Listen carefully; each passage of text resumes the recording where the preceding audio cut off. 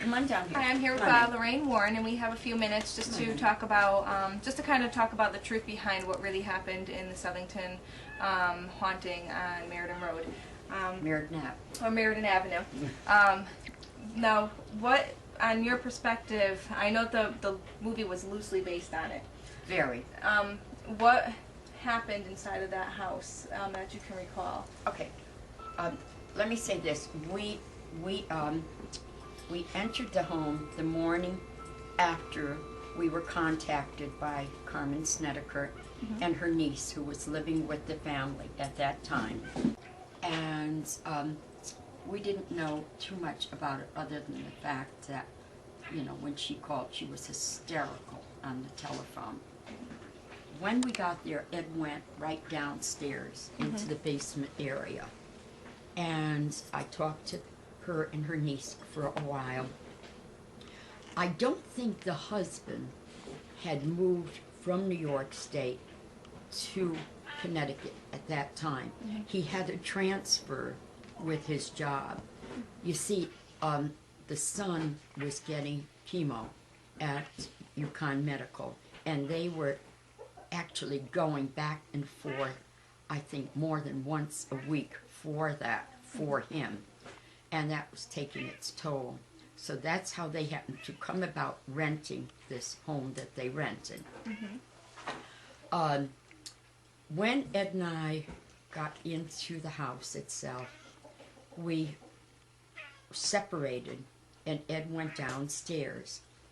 After a little while, I went downstairs, and as soon as I walked into the first room, it was just an overwhelming bad feeling. I had a feeling of fear and like that, that I probably was picking up from the boy who had experienced what he had in that room, which was his bedroom. I didn't know that that room was a coffin room, where the coffins were kept, where they would pick out the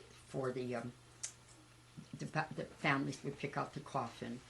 And then I started to walk down the hallway. I'm not seeing Ed, and I knew he hadn't passed me, so I couldn't quite understand where he went. Now, as I walked down the hall, there was little anti-rooms, kind of, that went off, where there were things, different things stored.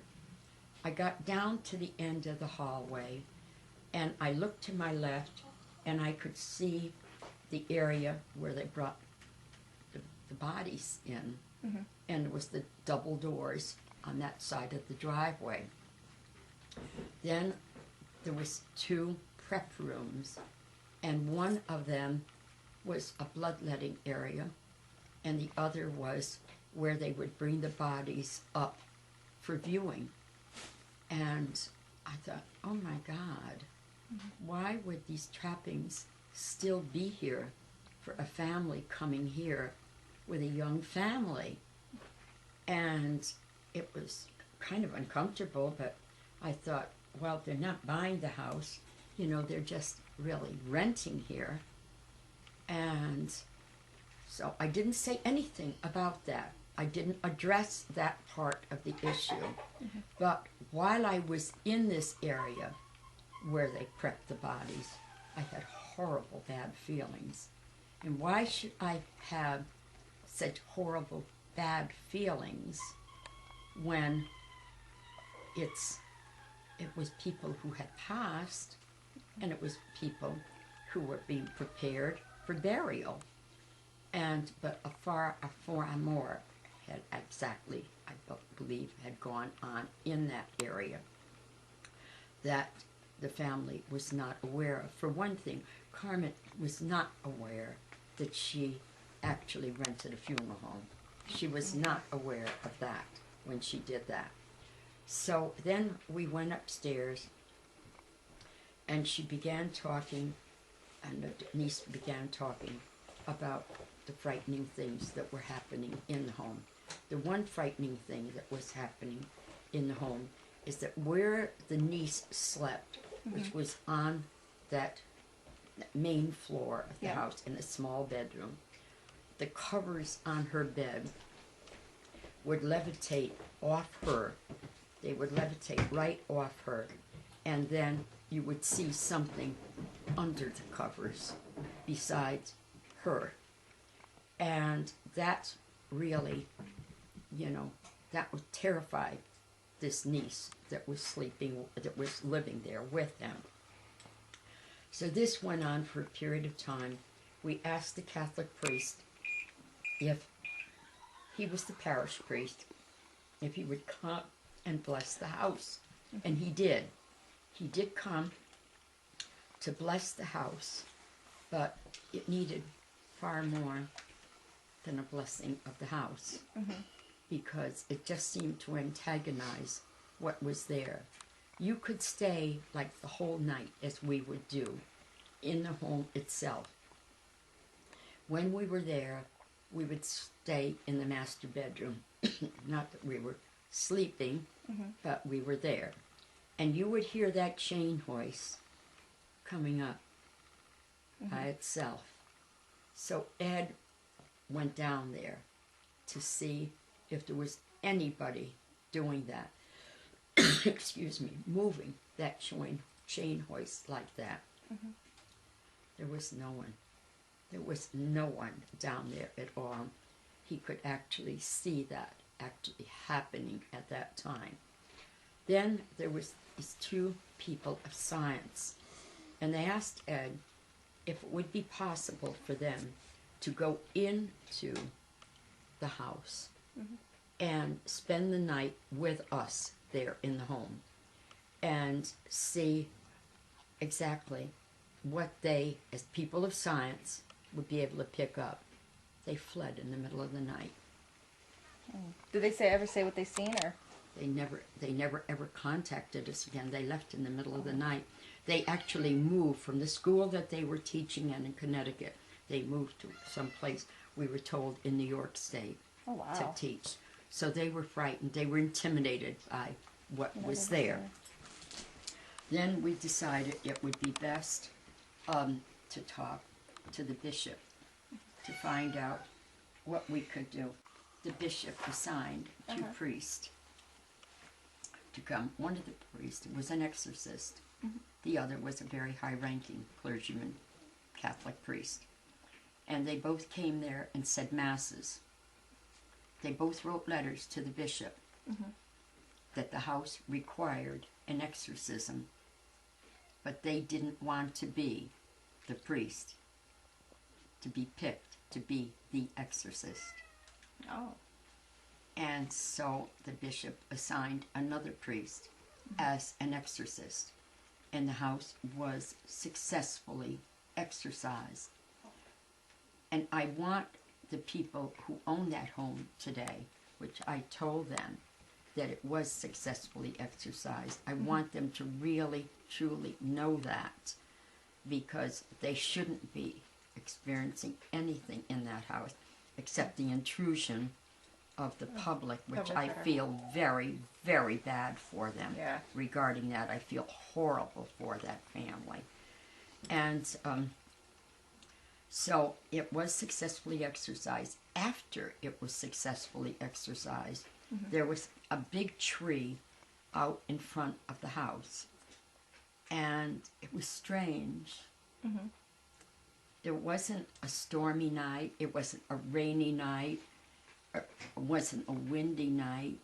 And what happened was that a large branch fell from a big tree. There's no big tree there now. I see they have two young trees in front of the house.